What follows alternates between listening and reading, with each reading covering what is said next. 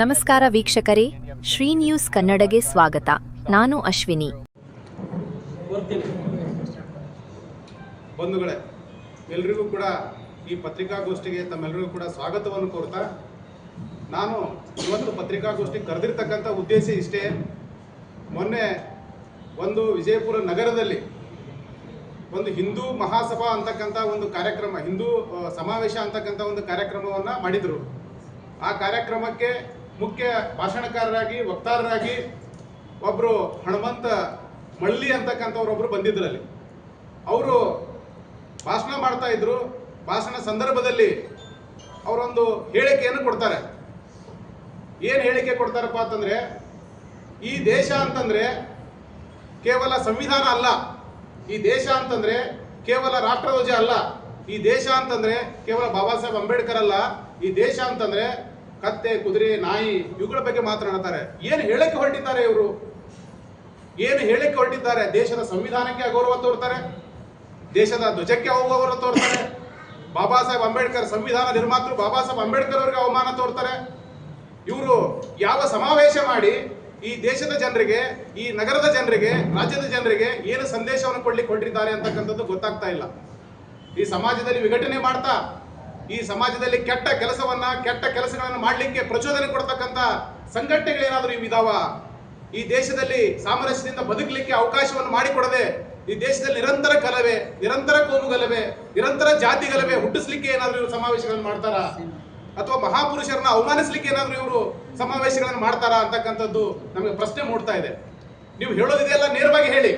ಬಾಬಾ ಸಾಹೇಬ್ ಅಂಬೇಡ್ಕರ್ ಅವ್ರನ್ನ ಅವಮಾನಿಸಿ, ಈ ಸಂವಿಧಾನವನ್ನು ಅವಮಾನಿಸಿ, ರಾಷ್ಟ್ರಧ್ವಜವನ್ನು ಅವಮಾನಿಸಿ ಏನು ಹೇಳ್ತೀರಿ ದೇಶಕ್ಕೆ?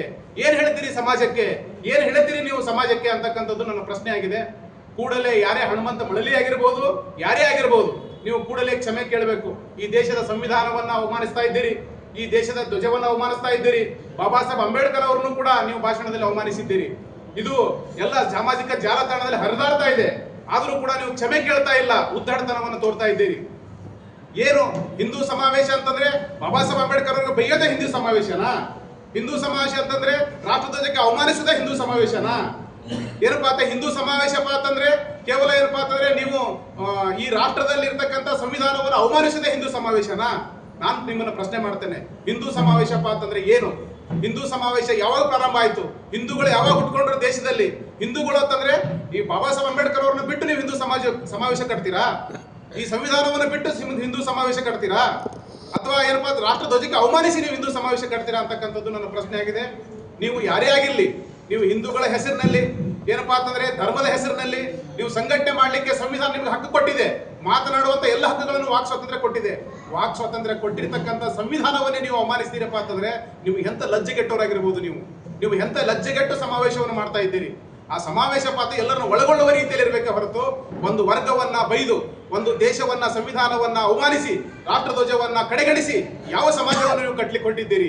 ನಾವು ಮತ್ತೆ ಮತ್ತೆ ನಿಮಗೆ ಎಚ್ಚರಿಕೆಯನ್ನು ಕೊಡ್ತೇವೆ. ಕೂಡಲೇ ನೀವು ಕ್ಷಮೆ ಕೇಳಬೇಕು. ಬಾಬಾ ಸಾಹೇಬ್ ಅಂಬೇಡ್ಕರ್ ಅವರಿಗೆ, ಸಂವಿಧಾನಕ್ಕೆ ಮತ್ತು ಏನಪ್ಪಾ ರಾಷ್ಟ್ರಧ್ವಜಕ್ಕೆ ಅವಮಾನಿಸಿದ್ದೀರಿ.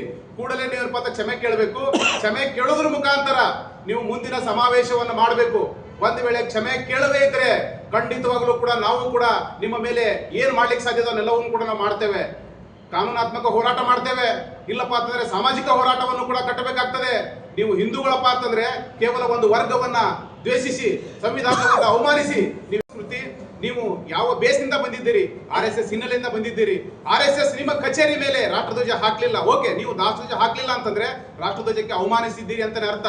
ಆದ್ರೆ ಎಷ್ಟು ವರ್ಷಗಳ ಕಾಲ ನೀವು ಸಂಘದ ಕಚೇರಿಯಲ್ಲಿ ನೀವೇನಪ್ಪ ರಾಷ್ಟ್ರಧ್ವಜವನ್ನು ಹಾಕ್ಲಿಲ್ಲ? ಅದನ್ನ ನಾವು ಏನಪ್ಪಾ ಅಂತ ನಿಮ್ಮನ್ನು ಪ್ರಶ್ನೆ ಮಾಡ್ತೇವೆ. ಪ್ರಶ್ನೆ ಮಾಡದ ಕಾರಣಕ್ಕಾಗಿ ರಾಷ್ಟ್ರಧ್ವಜ ಮಾತ್ರ ಏನಪ್ಪಾ ಅಂದ್ರೆ ದೇಶದ ಸಂವಿಧಾನ ಅಲ್ಲ ಅಂತ ಹೇಳ್ತೀರಿ, ರಾಷ್ಟ್ರಧ್ವಜ ಮಾತ್ರ ದೇಶ ಅಲ್ಲ ಅಂತ ಹೇಳ್ತೀರಿ, ಸಂವಿಧಾನ ಮಾತ್ರ ದೇಶ ಅಲ್ಲ ಅಂತ ಹೇಳ್ತೀರಿ. ಮತ್ತೆ ನೀವು ಯಾವ ಸಂವಿಧಾನದ ಮೇಲೆ ದೇಶ ಕಟ್ಲಿಕ್ಕೆ ಹೊರಟಿದ್ದೀರಿ? ನೀವು ಯಾವ ಸಿದ್ಧಾಂತದ ಮೇಲೆ ದೇಶ ಕಟ್ಲಿಕ್ಕೆ ಹೊರಟಿದ್ದೀರಿ? ಮತ್ತೆ ನೀವು ಯಾವ ಮಹಾತ್ಮರನ್ನ ನೀವು ಏನಪ್ಪಾ ದೇಶದಲ್ಲಿ ವಿಜೃಂಭಿಸ್ಲಿಕ್ಕೆ ಹೊರಟಿದ್ದೀರಿ? ನೀವು ಯಾವ ಮಹಾತ್ಮರನ್ನ ಈ ದೇಶದಲ್ಲಿ ವಿಜೃಂಭಿಸ್ಲಿಕ್ಕೆ ಹೊರಟಿದ್ದೀರೋ ಅವ್ರಿಗೆ ಹಿನ್ನೆಲೆನೇ ಇಲ್ಲ.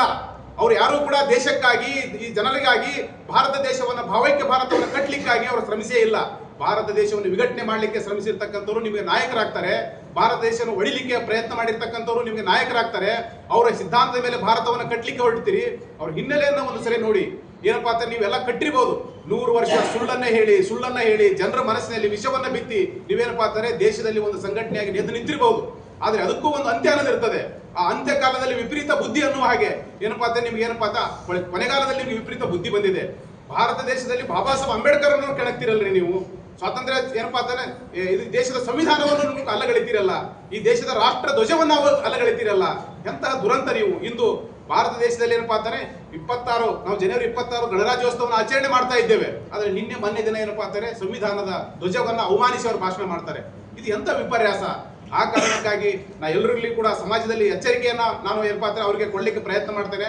ಸಮಾಜದ ಪರವಾಗಿ ಮಾತನಾಡಲಿಕ್ಕೆ ಪ್ರಯತ್ನ ಮಾಡ್ತೇನೆ. ಸಮಾಜದ ಬಂಧುಗಳೇ, ನಾವೆಲ್ಲರೂ ಕೂಡ ಇಲ್ಲೇ ಬದುಕಬೇಕಾಗಿದೆ. ದೇಶದಲ್ಲಿ ನಾವೆಲ್ಲರೂ ಕೂಡ ಭಾವೈಕ್ಯತೆಯಿಂದ ಬದುಕಬೇಕಾಗಿದೆ. ಅಣ್ಣ ತಮ್ಮಂದಿರಿಗೆ ಬದುಕಬೇಕಾಗಿದೆ. ರಾಷ್ಟ್ರ ಧ್ವಜಕ್ಕೆ ಗೌರವಿಸಬೇಕಾಗಿದೆ. ಸಂವಿಧಾನವನ್ನು ಉಳಿಸ್ಕೊಳ್ಬೇಕಾಗಿದೆ. ಆದ್ರೆ ಇಲ್ಲೊಬ್ರು ಮಾತನಾಡ್ತಾರೆ, ಈ ಸಂವಿಧಾನ ದೇಶ ಅಲ್ಲ, ಈ ರಾಷ್ಟ್ರಧ್ವಜ ದೇಶ ಅಲ್ಲ, ಅಂಬೇಡ್ಕರ್ ದೇಶ ಅಲ್ಲ. ಮತ್ತೆ ಯಾರು ನಿಮಗೆ ದೇಶ ಅಂತೇನು? ಇದು ನನ್ನ ಪ್ರಶ್ನೆ ಆಗಿದೆ. ಆ ಕಾರಣಕ್ಕಾಗಿ ನನ್ನ ಜನಪ್ರಿಯ ಎಲ್ಲ ಸುದ್ದಿ ಮಾಧ್ಯಮದ ಎಲ್ಲ ಮಿತ್ರರಲ್ಲಿ ಕೂಡ ಪ್ರಶ್ನೆ ಮಾಡ್ತೇನೆ. ಈ ಪ್ರಶ್ನೆಗಳನ್ನ ಸಮಾಜವನ್ನು ಕಟ್ಟುವ ರೀತಿಯಲ್ಲಿ ನೀವು ಕೂಡ ಕೇಳಬೇಕಾಗ್ತದೆ. ಇವುಗಳನ್ನ ಏನಪ್ಪಾ ಅಂತಾರೆ ಸಮಾಜದಲ್ಲಿ ನೀವು ಕೂಡ ಬಿತ್ತರಿಸಬೇಕಾಗ್ತದೆ. ಇಂಥ ವಿರುದ್ಧಕಾರಿ ಶಕ್ತಿಗಳು ಏನಪ್ಪಾ ಅಂತಾರೆ ಸಮಾಜವನ್ನು ಒಡಿಲಿಕ್ಕೆ, ವಿಘಟನೆ ಮಾಡಲಿಕ್ಕೆ, ಸಮಾಜದಲ್ಲಿ ಕೋಮುವಾದ ಹರಡಿಸಲಿಕ್ಕೆ, ಜಾತಿವಾದನ ಹರಡಿಸಲಿಕ್ಕೆ ಇಂಥ ಸಮಾವೇಶಗಳನ್ನು ಮಾಡೋದಾದ್ರೆ ಈ ಸಮಾವೇಶಗಳನ್ನು ಧಿಕ್ಕರಿಸಬೇಕಾಗ್ತದೆ. ಈ ಸಮಾವೇಶಗಳಿಗೆ ನಾವೇನಪ್ಪಾ ಅಂತ ಧಿಕ್ಕಾರ ಕೂಗಬೇಕಾಗ್ತದೆ. ಆ ಕಾರಣಕ್ಕಾಗಿ ನಾನು ಎಚ್ಚರಿಕೆಯನ್ನು ಕೊಡ್ತೇನೆ. ಕೂಡಲೇ ನೀವು ಎಚ್ಚೆತ್ತುಕೊಂಡು ಕ್ಷಮೆ ಕೇಳಬೇಕು. ಬಾಬಾ ಸಾಹೇಬ್ ಅಂಬೇಡ್ಕರ್ ಅವರನ್ನ ಸಂವಿಧಾನಕ್ಕೆ ಅವಮಾನಿಸಿದ್ದೀರಿ, ರಾಷ್ಟ್ರ ಧ್ವಜಕ್ಕೆ ಅವಮಾನಿಸಿದ್ದೀರಿ. ನೀವು ಕ್ಷಮೆ ಕೇಳಬೇಕು. ಕ್ಷಮೆ ಕೇಳೋದ್ರ ಮುಖಾಂತರ ನೀವು ಏನು ಹೇಳ್ತಿದೆಯೋ ನೇರವಾಗಿ ಸಮಾಜಕ್ಕೆ ಹೇಳಿ. ಸಮಾಜ ಒಪ್ಪಿಕೊಂಡ್ರೆ ನಿಮ್ ಜೊತೆ ಬರ್ತಾರೆ, ಬೇಸಿದ್ರೆ ನೀವು ಬಿಟ್ಟು ದೂರ ನಿಲ್ತಾರೆ. ಆದ್ರೆ ನೀವೇನ್ ಮಾಡ್ತಾ ಇದ್ದೀರಪ್ಪ ಅಂದ್ರೆ ಸುಳ್ಳನ್ನ ಹೇಳಿ, ಅಫೀಮ್ ತರ ಕೊಟ್ಟು ಬಾಬಾ ಸಾಹೇಬ್ ಅಂಬೇಡ್ಕರ್ ಅವರನ್ನ ಗೌರವಿಸತಕ್ಕಂಥ ಒಂದು ವರ್ಗಕ್ಕೆ ನೋವಾಗಿದೆ. ಬಾಬಾ ಸಾಹೇಬ್ ಅಂಬೇಡ್ಕರ್ ಅವರನ್ನ ಪ್ರೀತಿಸೋರಿಗೆ ಒಂದು ವರ್ಗಕ್ಕೆ ನೋವಾಗಿದೆ. ರಾಷ್ಟ್ರ ಧ್ವಜವನ್ನ ಗೌರವಿಸತಕ್ಕಂಥ ಕೆಲವು ವರ್ಗದವರಿಗೆ ನೋವಾಗಿದೆ. ರಾಷ್ಟ್ರ ಧ್ವಜ ನಮ್ಮೆಲ್ಲರ ಅಸ್ಮಿತೆ, ದೇಶದ ಅಸ್ಮಿತೆ. ಅದನ್ನೂ ಕೂಡ ನೀವು ದೇಶ ಅಲ್ಲ ಅಂತಂದ್ರೆ ನೀವು ಯಾವುದು ದೇಶ? ನಿಮಗೆ ರಾಷ್ಟ್ರ ಧ್ವಜ ಬೇಡ ಅಂತಂದ್ರೆ ಮತ್ತೆ ಯಾವ ಧ್ವಜ ಬೇಕು ನಿಮಗೆ? ನೀವು ಎಲ್ಲಿಂದ ಒಂದು ಧ್ವಜವನ್ನು ತೆಗೆದುಕೊಂಡು ಬರ್ಲಿಕ್ಕೆ ಪ್ರಯತ್ನ ಮಾಡ್ತಾ ಇದ್ದೀರಿ? ಆ ಕಾರಣಕ್ಕಾಗಿ ನಿಮ್ಮನ್ನೆಲ್ಲ ಪ್ರಶ್ನೆ ಮಾಡಲಿಕ್ಕೆ ಜನರು ಜಾಗೃತರಾಗಿದ್ದಾರೆ. ನೀವೆಲ್ಲವನ್ನು ಹೇಳೋದನ್ನ ಕೇಳಿಕೊಂಡು ಸಮಾಜದಲ್ಲಿ ವಿಷ ಬೀಜ ಬಿತ್ತಲಿಕ್ಕೆ ಬಂದಾಗಲೂ ಕೂಡ ನಾವು ಸುಮ್ಮನೆ ಕೂತ್ಕೊಳ್ಳಿಕ್ಕೆ ನಮ್ಮ ಕಡೆಯಿಂದ ಆಗಲ್ಲ. ಆ ಕಾರಣಕ್ಕಾಗಿ ಜಿಲ್ಲಾಡಳಿತ ಕೂಡಲೇ ಅವರ ಮೇಲೆ ಕ್ರಮ ಕೈಗೊಳ್ಳಬೇಕು. ಇಂತಹ ರಾಷ್ಟ್ರಧ್ವಜದ ವಿರುದ್ಧ, ಸಂವಿಧಾನದ ವಿರುದ್ಧ, ಅಂಬೇಡ್ಕರ್ ವಿರುದ್ಧ ಹೇಳಿಕೆಗಳನ್ನು ಕೊಟ್ಟಾಗ ಎಚ್ಚೆತ್ತುಕೊಳ್ಬೇಕು. ಜಿಲ್ಲಾಡಳಿತ ಕೂಡಲೇ ಅವರ ಮೇಲೆ ಕ್ರಮ ಕೈಗೊಳ್ಳಬೇಕು ಮತ್ತು ಅಂತಹ ಭಾಷಣಗಳಿಗೆ ನಿರ್ಬಂಧವನ್ನು ಹೇರಬೇಕು. ಒಂದು ವೇಳೆ ಇಂತಹ ಭಾಷಣಗಳೇ ಸಮಾಜದಲ್ಲಿ ಹೆಚ್ಚು ಆದಾಗ ಸಮಾಜದಲ್ಲಿ ದೊಡ್ಡ ಅನಾಹುತಕಾರಿ ಕೆಲಸಗಳನ್ನು ಇವರು ಮಾಡ್ತಾರೆ. ಇವರು ಏನಪ್ಪಾ ಅಂತಂದ್ರೆ ಹಿಂದೂ ಜಾಗರಣ ಪ್ರಾಂತ್ಯ ಸದಸ್ಯರಂತೆ. ಹಿಂದೂ ಜಾಗರಣ ಪ್ರಾಂತ್ಯ ಸದಸ್ಯರೇ. ನಿಮಗೆ ಏನಪ್ಪಾ ಅಂತಾರೆ ಹಿಂದೂಗಳಂದ್ರೆ ಯಾರು? ಹಿಂದೂಗಳ ಪಾತ್ರ ಎಲ್ಲರನ್ನು ಕೂಡಿಸ್ಕೊಂಡೆ ಈ ನೆಲದಲ್ಲಿ ಎಲ್ಲರೂ ಇರ್ತಕ್ಕಂಥವ್ರು ಎಲ್ಲರನ್ನು ಕೂಡಿಸ್ಕೊಂಡ್ರೆ ಒಂದು ಸಮಿತಿಯನ್ನು ಕಟ್ಟಬಹುದೇ ಹೊರತು ನೀವು ಒಂದು ವರ್ಗವನ್ನು ಓಲೈಸಲಿಕ್ಕೆ, ಒಂದು ವರ್ಗವನ್ನು ದೇಶಿಸಲಿಕ್ಕೆ ನೀವೇನಾದ್ರೂ ಸಂಘ ಕಟ್ಟಿದ್ರೆ ಅದು ನಿಮ್ಮ ಮೂರ್ಖತನ. ನೀವು ಏನಪ್ಪಾ ಅಲ್ಲಿ ಕುಳಿತುಕೊಂಡೇ ಕೇಳಿದಾರಲ್ಲ ನಿಮ್ಮ ಭಾಷಣ, ಅಲ್ಲಿ ಅರ್ಧಕ್ಕಿಂತ ಹೆಚ್ಚು ಜನ ಅಂಬೇಡ್ಕರ್ ಅಭಿಮಾನಿಗಳಿದ್ದಾರೆ, ದೇಶದ ಅಭಿಮಾನಿಗಳಿದ್ದಾರೆ, ಸಂವಿಧಾನ ಪ್ರೇಮಿಗಳಿದ್ದಾರೆ. ಅವರೆಲ್ಲರಿಗೂ ನೋವಾಗಿದೆ.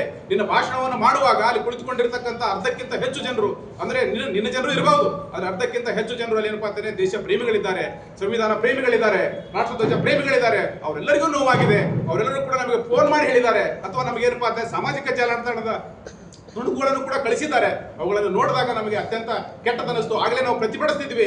ಆದ್ರೆ ಏನಪ್ಪಾ ಅಂತಾರೆ ಅದೊಂದು ಕೋಮುವಾದ ಕಾರ್ಯಕ್ರಮ, ಅಲ್ಲಿ ನಾವು ಪ್ರತಿಭಟಿಸಬಾರ್ದು ಅಂತ ಗೆದ್ದು ಬಂದ್ವಿ. ನಮಗೆ ಅತ್ಯಂತ ಅಸಹ್ಯ ಆಯ್ತು ಅಂತಕ್ಕಂಥ ಮಾತುಗಳನ್ನು ಕೂಡ ಅಲ್ಲಿ ಸೇರ್ಕೊಂಡಿರ್ತಕ್ಕಂಥ ಅಂಬೇಡ್ಕರ್ ಅಭಿಮಾನಿಗಳು ನಾವು ಹೇಳಿದ್ದಾರೆ. ಆ ಕಾರಣಕ್ಕಾಗಿ ಮುಂದಿನ ದಿನಮಾನದಲ್ಲಿ ಇದು ಹೀಗೆ ಮರುಕಳಿಸಿದ್ರೆ ಖಂಡಿತವಾಗ್ಲೂ ನಿಮಗೆ ದೊಡ್ಡ ಪೆಟ್ಟನ್ನು ಕೊಡಬೇಕಾಗ್ತದೆ, ಮತ್ತೆ ನಿಮ್ಗೆ ಎಚ್ಚರಿಕೆಯನ್ನು ಕೊಡಬೇಕಾಗ್ತದೆ ಅಂತಕ್ಕಂಥದ್ದು ನಾನು ಈ ಪತ್ರಿಕಾಗೋಷ್ಠಿ ಮೂಲಕ ನಿಮ್ಗೆ ಎಚ್ಚರಿಕೆಯನ್ನು ಕೊಡ್ತಾ ಇದ್ದೇನೆ. ಮತ್ತಷ್ಟು ಸುದ್ದಿಗಾಗಿ ನೋಡ್ತಾ ಇರಿ ಶ್ರೀ ನ್ಯೂಸ್ ಕನ್ನಡ.